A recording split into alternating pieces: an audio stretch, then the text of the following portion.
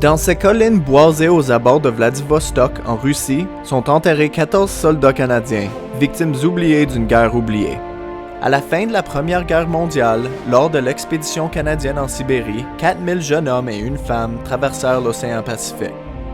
Ils faisaient partie d'une tentative internationale pour contrer la révolution russe.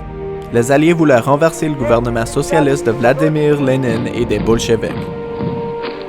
L'élite canadienne considérait le bolchevisme comme une menace à ses intérêts, puisque Lénine avait déclaré que la propriété privée, les usines et les banques seraient nationalisées. Contrairement, de nombreux ouvriers canadiens admiraient les changements radicaux qui avaient lieu en Russie. À la suite d'intenses grèves ouvrières, un mouvement se créa et exigea qu'on laisse la Russie tranquille. Les centaines de soldats assistèrent aux réunions de protestation à Victoria avant de quitter le Canada.